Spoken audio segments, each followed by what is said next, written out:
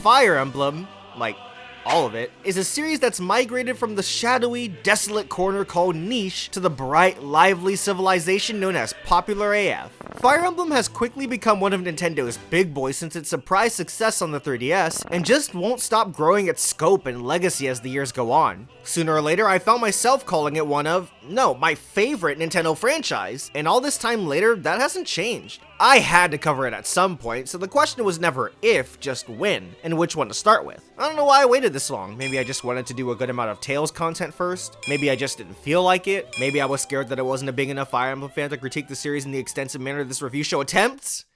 Nah, whatever. I'm here now, and we're starting with the first Fire Emblem game to make it outside of Japan. Released in 2003-04, Fire Emblem, or more specifically Fire Emblem the Blazing Sword, is the first for us non-Japanese gamers, but in actuality, the 7th mainline entry. I think it's safe to say that barely anyone even knew of a Fire Emblem anywhere else, until a super underrated, not too well-known video game called Super Smash Bros. Melee featured 2 characters in its roster, Marth and Roy, both of which hailed from the series, and their newfound popularity led to it getting a chance in other parts of the world. Although strangely enough, this game features neither Marth nor Roy. Instead, this game acts as a prequel to Roy's story starring his father, Eliwood, along with 2 other lords, Lyn and Hector. Strange choice, but oh well. All it took was a dope-ass moveset and a fighting game to fall in love with these 2, so I'm sure that these 3 will have an easier time growing on me with proper characterization and development. At least, I assume this was the mindset because I wasn't really there for this game's initial release. It'd be a while before I got into the series at all, as a matter of fact. But upon this game's release, it was met with glowing reception and the amount of sales Nintendo was hoping for in order to continue bringing the series into the West. As for my history, this would be my second Fire Emblem game, with my first being Awakening. During the great wait for Fates, I couldn't go much longer without experiencing another Fire Emblem game because Awakening blew my mind. I freaking loved that game. So I decided to go back to the original English release and loved it too. Over time, I found myself loving it even more than Awakening, and I've gone on to label it as one of my 3 favorites across the entire series. But of course, it's been some time since I last played it despite continuing to remember it so fondly, and it's possible for my opinions on a title to change drastically after a long period of time. So you know what?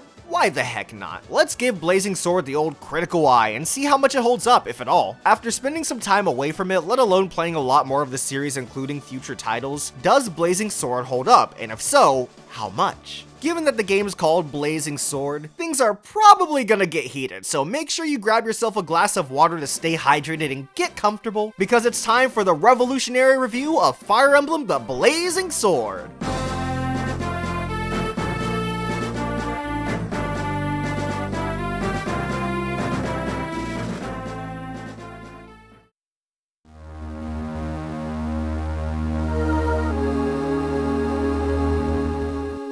Regardless of this being the first Fire Emblem game to be officially released outside of Japan, it's not only the 7th mainline entry in the series, but the 2nd game released on the GBA. In fact, all 3 GBA games were released very close to each other, and that's mostly due to a shared engine between the 3 games. I don't know if this is a super duper flaming hot take or anything, but I don't mind it when companies reuse their engines for sequels or even future installments. If anything, it means that not only am I gonna get the next game faster, but it also means that developers are given the opportunity to spend more time ironing out the kinks of the past entry rather than building a completely new foundation for their current one. Of course, there is such thing as relying on the same engine too much, but I personally never found myself fatigued on the GBA Fire Emblem trilogies due to their overall differing game feel. That being said, there's one area I do find myself a bit fatigued in regarding the use of a similar engine, and that has to do with the game's visuals. Not to say they're bad or anything, far from it. This game is a visual treat, especially when taking this handheld's limitations into consideration. Colors are a bit washed out, which is hard to avoid due to, again, the handheld's limitations, but I found that the characters animated surprisingly well. Not so much on the map itself, because everyone there looks like a bunch of GIFs playing at the same time, which I'm gonna admit, I did find myself liking a bit. But when engaging in a battle, the way the characters move is competent at worst and an absolute frenzy at best. The main lords especially, all move so fluid yet snappy, and the critical hits, I mean,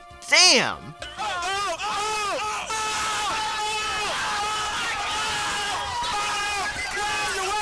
And all the spells look freaking dope. Using these always tends to be a fun time just based on visual fidelity alone. I mean, it's not as fun when you're the one getting hit, but details. With the battle animations, you have the option to either have them play out on top of the map or give them special backgrounds, which are super low-res computer-generated images. And while their age is clearly showing, they're pretty cute, not gonna lie. And I like that the game gives you the option between having them or not. You can go so far as to turn battle animations off entirely to speed things up on subsequent playthroughs, but I do feel like something's lost without them at least one time through. Given the challenging nature of the game with some luck elements thrown in there, the animations prolong the results ever so slightly, which in turn heightens the player's suspension. But speaking of the game's animations, that's where my grievances with the shared engine come in. Everybody gave Sacred Stones crap for seemingly stealing characters' attack animations from this game, but in actuality, this game's the one stealing animations from Roy's game, The Binding Blade. The main lords are given their own unique forms of attacking, which is good because if you're gonna differentiate someone, you make that someone the main character, or in this game's case, the main characters. But even still, it sucks that the supporting cast isn't able to be visually distinct in the context of the game. And it's not just a problem between your casts across the 3 GBA games. Character classes are all given like stock animations and sprites, as running into enemies with similar classes will result in the player singing Deja Vu from The World Ends With You's original soundtrack.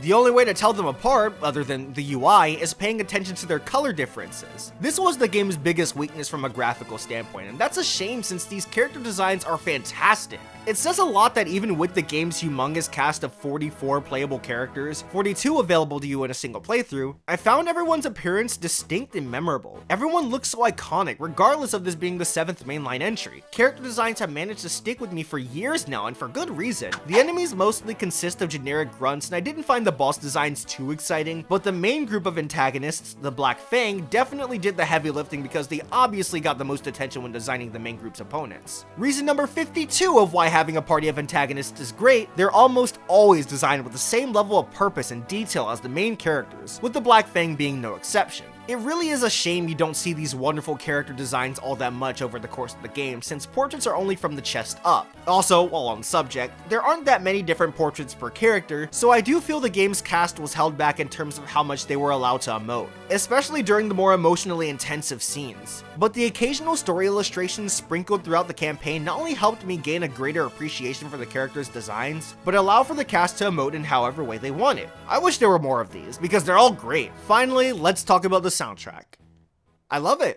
That didn't take too long. Seriously though, Blazing Sword has gone down in the franchise's history as the game with one of the most iconic and recognizable soundtracks to this day. One that puts a heavy emphasis on melodic, memorable tracks. One that allows you to determine the atmosphere of a scene as soon as the first few notes of a song begin to play. One whose battle theme never fails to hype me up, and I mean that for each and every one of them. The standard battle theme and all of the boss tracks are just mwah! And I love how the map theme changes depending on how far you are in the game, which helps give a sense of progress while setting the perfect tone for how far you are in your journey. Just like the character designs, this OST has always managed to stick with me regardless of how much time I spend away from the game. It's so good. I know that the GBA sound chip isn't everyone's cup of tea, but I don't think it holds this soundtrack back that much, if at all, when putting my bias towards it aside. Yeah, I love the GBA sound chip, and that's purely based on nostalgia. I have a lot of memories with this system, and thus have had plenty of time to get used to and appreciate how it plays into my little ear holes. But again, the soundtrack is great with or without my bias because of their excellent composition, and you needn't look any further than the future remasters a couple of tracks have been graced with. The updated instrumentation is great, no doubt about it, but the music was always well written. Wow, that actually didn't take too long. The whole of this game's presentation, I mean. While the colors aren't as vibrant as I tend to prefer, and a majority of the cast all pull from a generic list of character sprites and animations, the quality of said animations still come through on top of the main lord's unique movements. The character designs themselves kept me from remembering the game's visual prowess in a negative light. This soundtrack has refused to leave my head even all these years later. I never felt like this game presented itself in any way less than great over my many playthroughs for the sake of the review. Oh yeah, I guess I forgot to mention, I played this game more than once for the video. More on that later though, we've got a story to critique.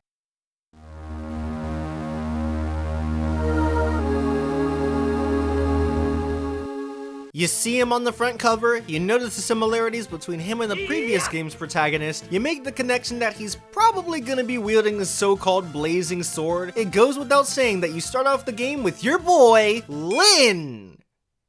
What? So the actual protagonist and main lord of the game is Eliwood, hence why he takes center stage on the cover art. But there are 3 lords in the game, with Lyn being one of them and the character you start off with. Why do they do this? Well, the first 10 chapters of the game act as a prologue and tutorial. Given the fact that this is most non-Japanese Tales fans' first foray into the series, the game's gonna make sure all the little boys and girls know how to play. What? Do you expect people to learn how to play the game through subtle design choices that gently push players in the intended direction, therefore learning the mechanics at their own most comfortable pace? Please, we've got to make sure players know how to Fire Emblem exactly as Nintendo intended. I'm sorry, was this the story analysis segment? You actually start the game by naming a tactician canonically named Mark. I named him after myself because this tactician is, quite frankly, a very shallow way for the game to justify the player commanding their units through battle in the context of the story. I'm not big on this, but in all fairness, they're not in the story that much. At many points throughout my playthrough, I forgot that I was even there in the first place. The tactician barely gets any focus, and honestly, that's for the best, because they don't have much of a place in the overall narrative, which I'm almost certain the game's developers were aware of. Heck, on subsequent playthroughs, you can actually progress through the game without a tactician, so there you go. Regardless, the game starts with them waking up unconscious in Lyn's hut somewhere on the plains of Sakai, located on the game's continent Alib. After getting attacked by bandits, she decides that she wants to travel with him since she's been alone for a while now after the murder of her parents. As she travels, she meets the game's Christmas Cavaliers, Kent and Sane, who are looking for a girl with her description.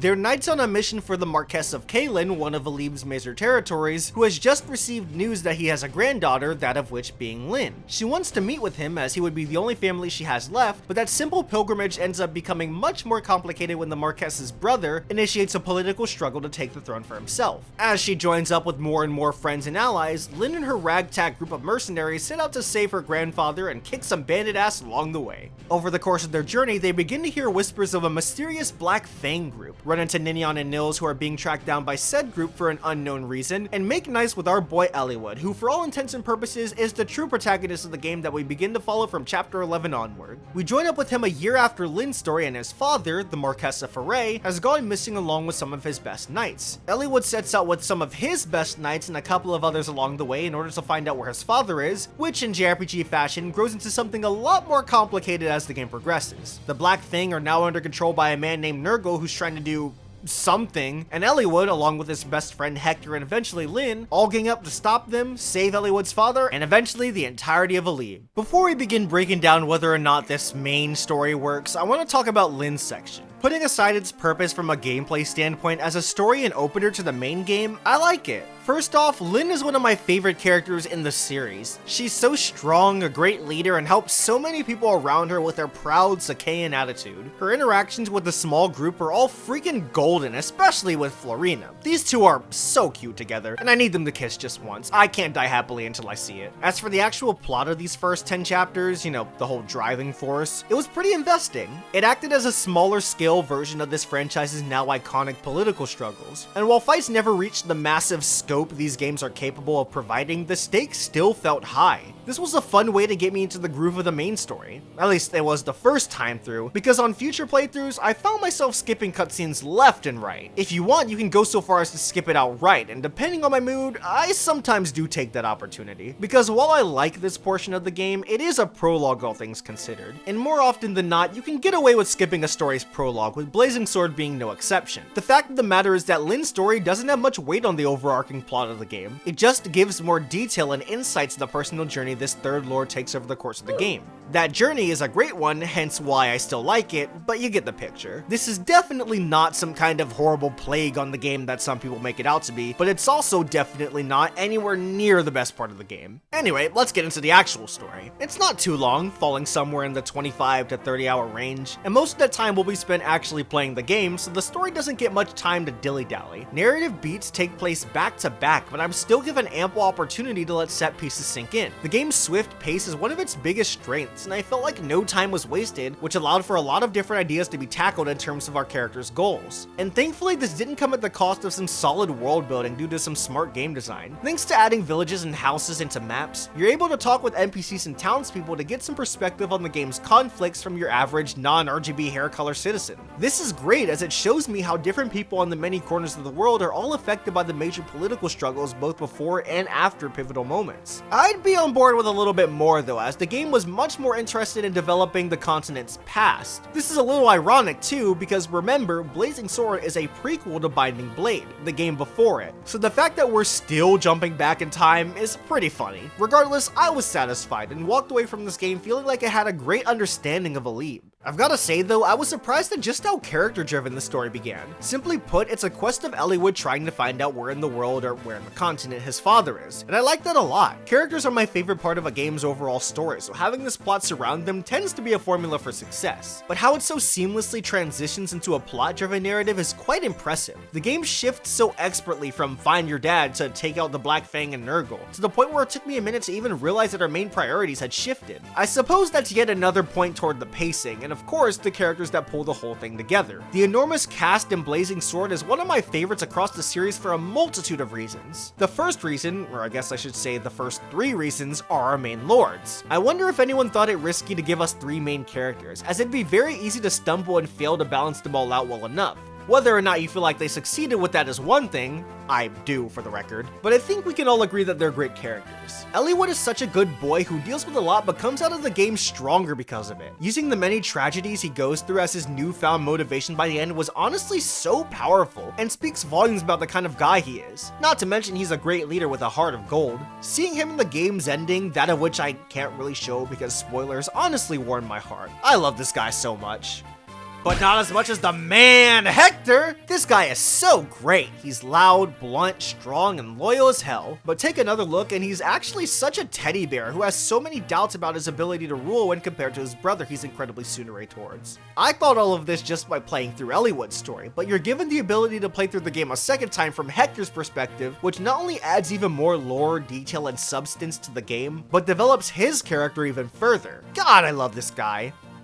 But not as much as the lady of the freaking plains, Lindis! I already gushed about her though, so I won't do it again. I will say, however, that she loses a lot of relevance when her story is said and done. In fact, she participated in the story more along the lines of a glorified supportive character. And that's a damn shame, because I like her a lot and believe her to be genuinely well written. You see a lot of personal struggles she's been dealing with in her support conversations, more on those later, and it would have been nice to be given a taste of them throughout the main campaign. This normally doesn't bother me since there have been some instances where I like the side character more than a main character in the series, mostly because of supports, but in a game where she's labeled as a lord, she doesn't feel like one, which is where my issues stem from. Oh well, I still love her. About those side characters though, they're who make up the bulk of this cast, and while you're only ever given a taste of them in the main story, they still manage to make an impression. To this game's credit, it gives them a lot more to say in mandatory cutscenes than other games in the series, which I like quite a bit. I enjoy knowing how my cast of characters feel about certain plot points, and the game delivers on that front a satisfying amount. However, you'll get the most characterization out of them, and the main lords to an extent, through optional support conversations. After getting a few of them myself and reading the majority of them online, I've fallen head over heels for so many of these characters as a result of how natural and engaging the dialogue was. I would have never known about Lynn's insecurities after moving to Caitlin from the plains, or how much Raven's quest for revenge has taken a toll on him from an emotional standpoint, so on and so forth.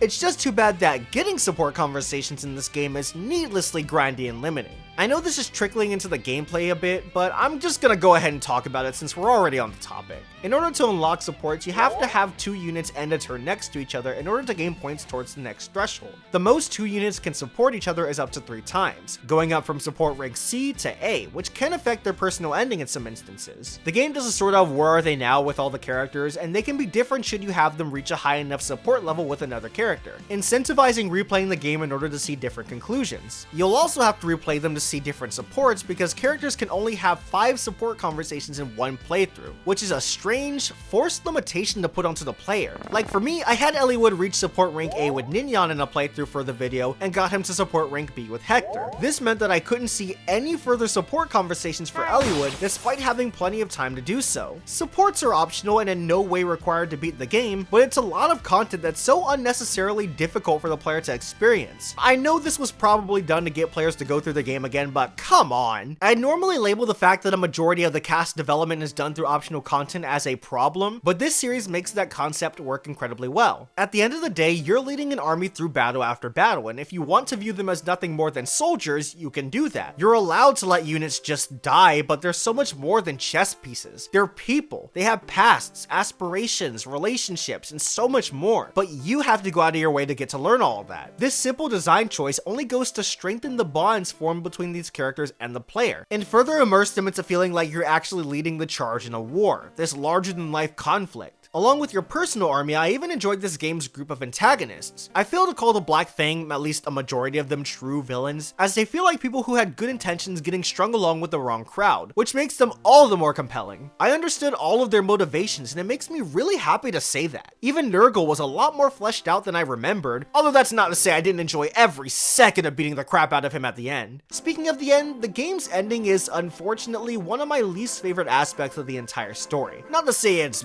bad, it was pretty good, and due to who I supported Eliwood and Hector with, I was rewarded with even more satisfying closure. However, the very last scene acts as a to be continued, which was an odd choice. For what feels like the 20th time I'm saying this, Blazing Sword is a prequel to Binding Blade, which was the title to precede this one in order of release. So there was no need for this, right? Just give us a happy ending because we know the story continues and don't need to be left hanging.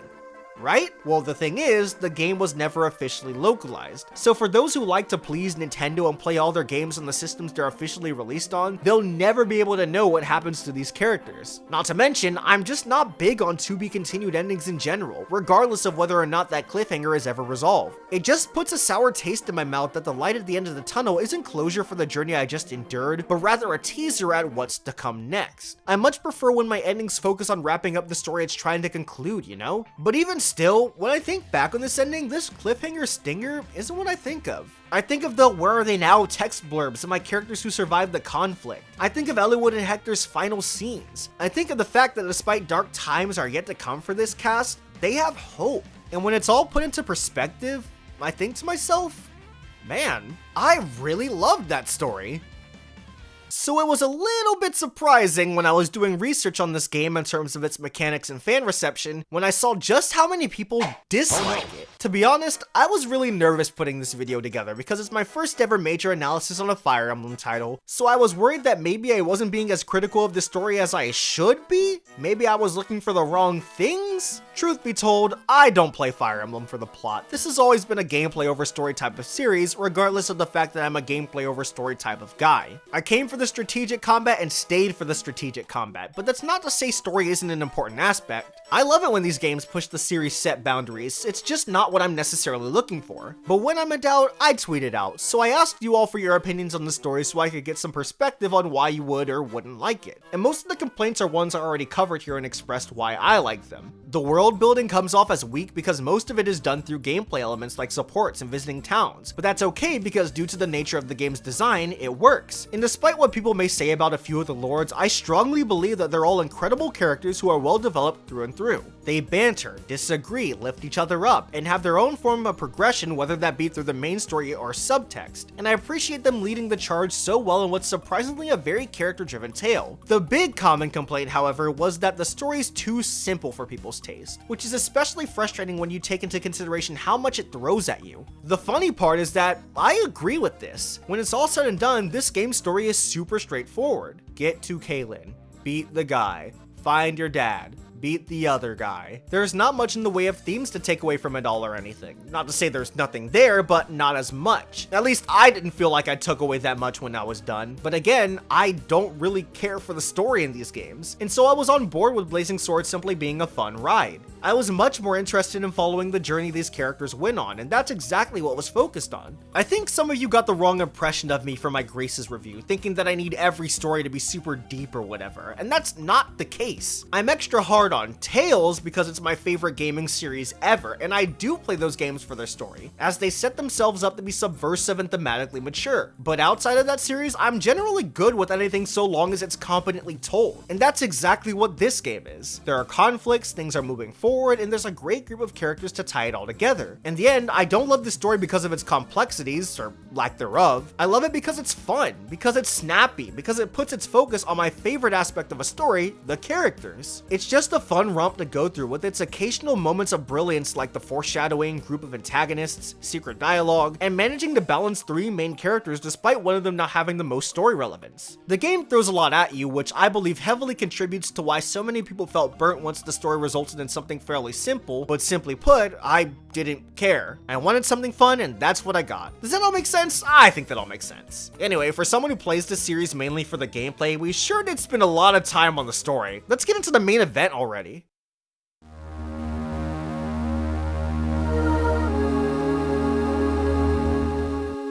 Fire Emblem Blazing Sword is described as a tactical role-playing game, or strategy RPG, as I and many others call it. But how does it work, you ponder? You play with a limited amount of characters on a grid, with said amount varying depending on the map. You have your turn to move, attack, use items, give your allies a little kiss on the cheek for good luck, visit towns or homes, or even pray for your life, which you'll be doing a lot in later chapters. After your turn, the enemy does the same, with you rinsing and repeating until the battle is won. This can be done by fulfilling that particular chapter's goals, which can range from beating the boss, killing every last one of them, reaching the goal, surviving, defending, the list goes on, and these goals stay interesting due to the varying map design. Whether you're traversing through towns or finding your way through forests, this game keeps things very interesting, having what I believe to be some of the best map design in the series. There's also a lot of smaller things to keep track of. For example, some characters can't traverse through different types of tiles, like hills and mountains or walls, which are only passable by flyer type units. And some tiles can even give you some added evasion to help you live to see another day. There's already a lot to think about when it comes to the terrain and how that plays a hand in who you'll deploy, since you can never put out all 42 characters at once. That doesn't mean map design was perfect the whole way through, because there were a couple of chapters later down the line I wasn't too fond of, whether they're just annoying to traverse or due to weather conditions. An example of this is the rain, which I thought would only slow down mounted units to give those who travel by foot an edge in terms of mobility, at least for the few turns the rain lasted. But no, everyone gets their movement hindered, which is just annoying. Sure, that goes for both sides of the conflict, but I found this to be something that needlessly padded out battles. But believe you me, I take this in a heartbeat over the fog of war. This might just be my biggest complaint in the entire game, so I'm glad I'm getting it out of the way. You can't see any enemy up ahead, just the terrain, because they're covered in fog.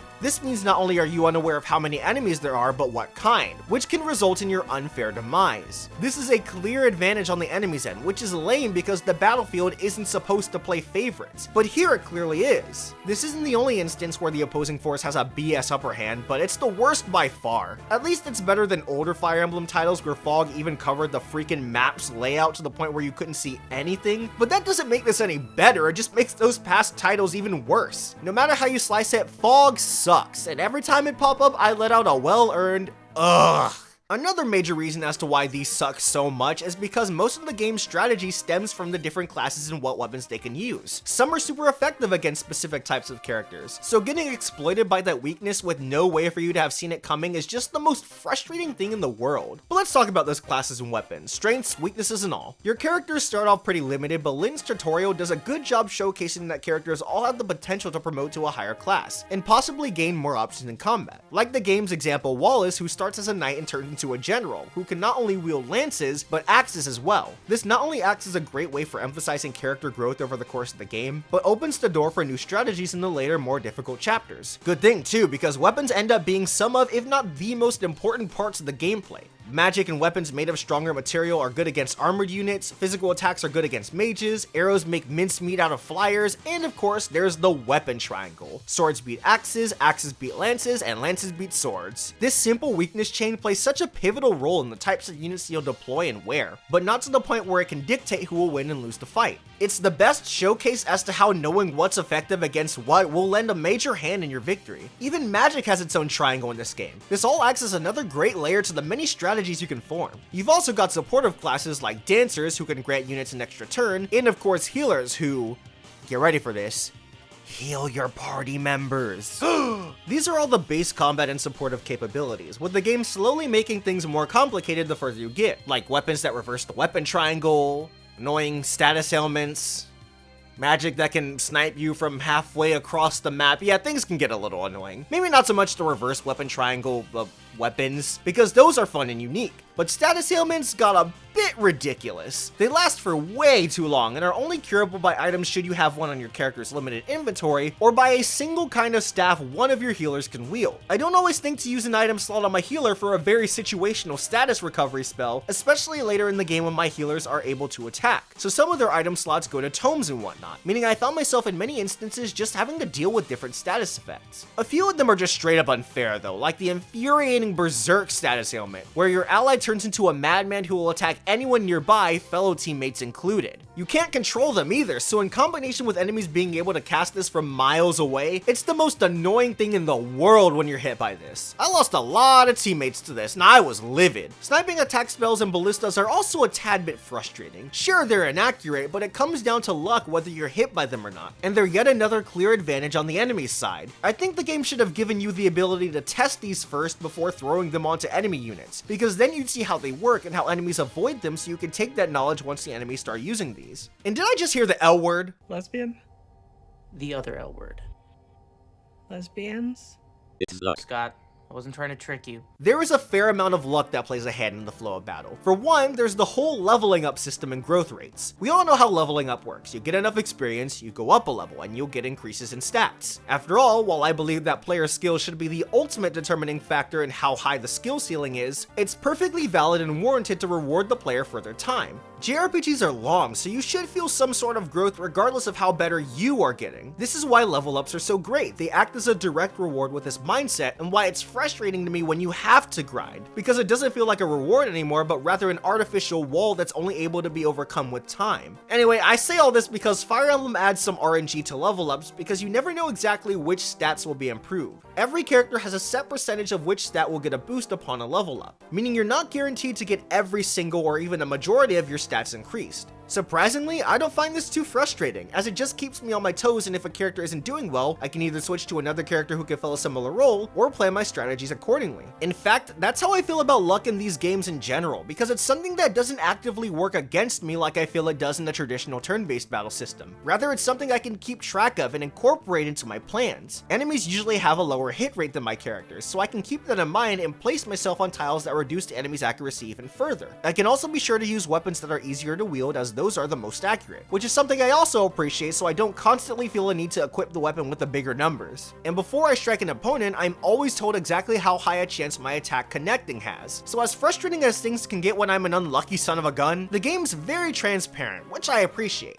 Except it's not that transparent, okay, the game's lying to you. In Fire Emblem 1 through 5, the numbers were an exact representation of how high a chance your attacks connecting have, which is nice. I mean, why show me something that isn't true? Well, that's what the GBA games do, because rather than using a single random number system, they use a double random number system. Rather than explain it in depth, let me just show you a graph. Why do they do this? Because as you can see, the higher percentages have favorable odds compared to the lower numbers getting that much more of a hit. This is to favor the player, as their characters tend to have the higher hit percentages compared to the enemies, which sounds nice, but I don't like this. For starters, the game's lying, which is never fun, but it's also kinda cheap. The reason I keep emphasizing how the battlefield shouldn't favor one side of the conflict is because that's such a large part of the appeal. I'm winning a battle where the enemies and myself were on equal playing fields, meaning my strategy was what helped me win, not some crazy gimmick or bias towards my side. Winning in Fire Emblem comes down to skill and a pinch of luck, but I don't want that luck to be uneven. In all fairness, this isn't that big a deal, I just don't appreciate the dishonesty. After all, the game still has the capability to kick your ass, and I like that, because despite some of the cheaper elements like sniping attacks, status ailments, and dumbass, cheap-ass, crusty-ass fog of war, the game slowly challenges you more and more, expects you to understand how things work, and while it gives you time to learn the ins and outs, you're eventually gonna have to learn it, especially to avoid losing units, and not just until the end of the chapter. Oh, no, no, no. I mean losing your units to permadeath.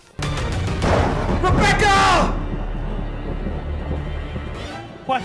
If you know anything about Fire Emblem, it's this. No. When an ally falls in battle, you aren't given a game over, you aren't sent back to a checkpoint, and they don't even come back at the end of the chapter. If they die, that's it. They're gone for the rest of the game, unless you restart and try again from the beginning of the chapter when they're still around. Suddenly, every move, fight, position, everything has so much more weight, because the consequences for messing up are intense as hell. If a main lord dies, of course, that's a game over, because they're needed for the story and you need someone to live, but everyone else, you can lose them. This is the main reason why you want to pay attention to what enemies have which weapons, why you want to keep your flyers away from archers, why you don't throw your heavy armor units at mages, so on and so forth, because one mistake can cost them their life. And there are a lot of extreme opinions on this design choice, which makes sense. Permadeath is a harsh punishment because you can pour a lot of time into a character, get lucky with their level ups, or just really like their personality, only to make a mistake and lose them forever. At that point, your choices are to either move on without them or hit that reset button and do it right this time. But that's the thing.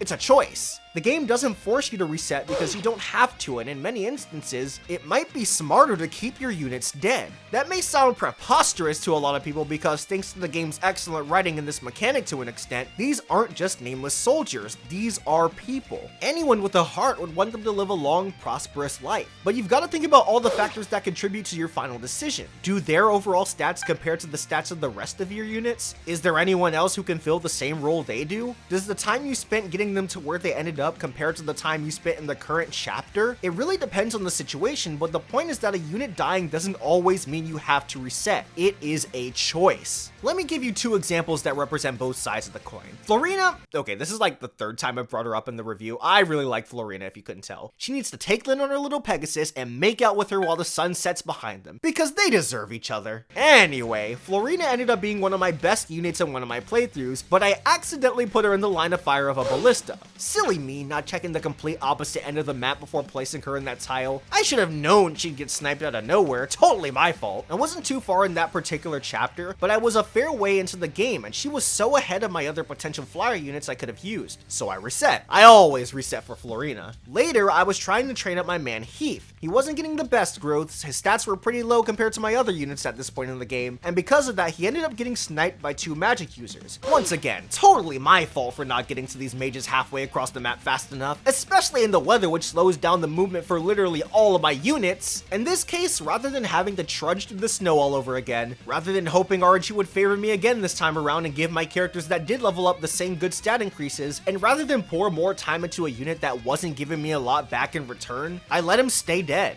And I did feel bad because I like Heath as a character, but I didn't hate making that choice. It honestly felt a bit refreshing because I've always felt this self-imposed pressure to have every single unit live, but I don't think that's what the game wants. Keeping your units dead is the reason why the game throws a bunch of characters with similar classes at you all at once, and a single unit dying doesn't force a game over. You're allowed to experiment, fail, and have plenty of characters in the reserves to rely on should the worst happen. I'd like to encourage you all to play with the mindset of resetting being a choice, not a necessity. If it doesn't sound fun to do a whole chapter over again thanks to a mistake leading to a single character death, then don't reset, keep playing. It'll be okay, and you might just find another character to fill the role just as well, if not better. And remember, this doesn't have to be your only run through the game. You'll have another chance in a future playthrough. In fact, the game has a lot of design choices like this that encourages the player to come back for another playthrough. For one, there's its length. The entire game is a little over 30 chapters regardless of whether you play through Eliwood or Hector's story, but 10 of those chapters belong to Lynn. So if you want to skip her story entirely, you've only got about 20 chapters, making for a nice, clean game to run through, especially if you turn off animations to tighten things up that much further. There are even a couple of optional chapters you can unlock by fulfilling certain requirements in the chapter preceding it, which are pretty cool to discover and unlock.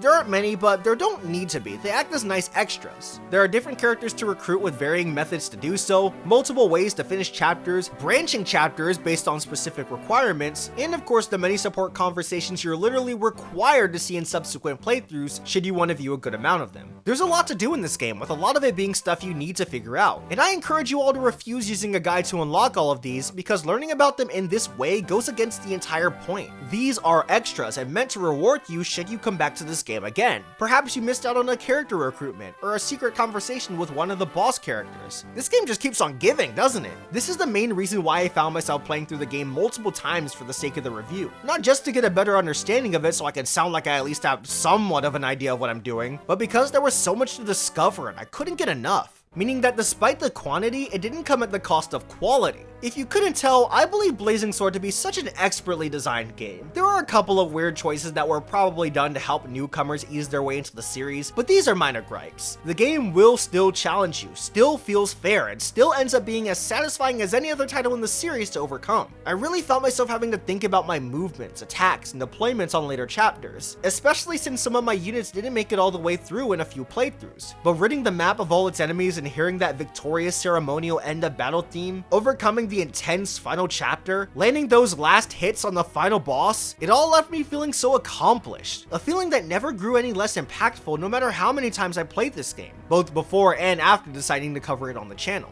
Throughout the entire game, I found myself wondering if I would have ever believed this to be the first Fire Emblem, should I be unaware of the series' legacy in Japan. And I say this because everything feels like it was placed with such purpose, intent, and as if the entire game was made by a team of veterans who knew exactly what they were doing. Obviously, this is the case, but I still find myself surprised by just how much the gameplay holds up even today, because it's missing and altering many features in the series. Weapon effectiveness has been weakened compared to how it was in older titles, and there are no character skills, for example. But even learning all of this, I never cared. Catering to the core of this series ended up being a great decision, as it paved the way for a focused, tightly knit Fire Emblem game that incentivized player skill and intelligence more than anything. Chapter after chapter, you're given a breather in the form of plot development, but then you're thrown right back in. Your resources are limited, the game cuts straight to the point, and it's all done in such a fantastic manner. This is Fire Emblem. This is Fire Emblem.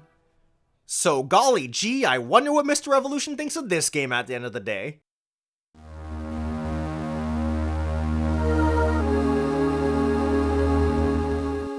For so long, I've labeled this as one of the top dogs in the series, constantly pumping out quality titles, and this recent playthrough, or recent playthroughs, have done nothing but reinforce that opinion. Fire Emblem The Blazing Sword is phenomenal. It's a great game that caters to the core, putting all its focus on the basic gameplay and progression, making for a game that never slows down yet also refrains from becoming overwhelming. The junk food narrative is something that, for this series at least, I was able to enjoy, as its laser focus on the cast perfectly catered to my tastes and made me want to keep every single unit alive. The feeling of a living, breathing army is such an important element in a Fire Emblem game, and that's something this game nails. Doesn't help that due to its genius map design and difficulty scaling, getting the perfect ending is very possible but still not required, which I appreciate. If anything, I could always come back to try again, use different characters, and discover more of the game, whether that be through its secret dialogue or branching pathways. This format ended up feeling very refreshing, and I'd love it if a future title came back to the style, having a short, replayable game but taking the concept further with even more branching pathways and different characters to recruit on multiple runs. Because the way it was done here, for my money at least, plays such a hand in raising the game's quality to as high as I believe it reaches. My god, I love this game. I'm honestly itching to go back and play it again as a result of talking about it so much. And what better example do I need to showcase how much I love it? If you have any interest in the series, you start with this one. Don't worry about how inaccessible it is, since the only time Nintendo's ever decided to re-release it was on the Virtual Console for the Wii freaking U. Do what you gotta do to play it, because it's worth the effort and you'll be rewarded with a game that lasts. If you're already a fan of the series and haven't gotten around to it yet, I recommend it even more. What are you waiting for? Whatever you need to do, play this game, because it's not just one of my favorites in the series, but after coming back to it critically, I can safely say that it's one of my favorites in general. Blazing Sword, much like the name implies, is heat. No doubt about it.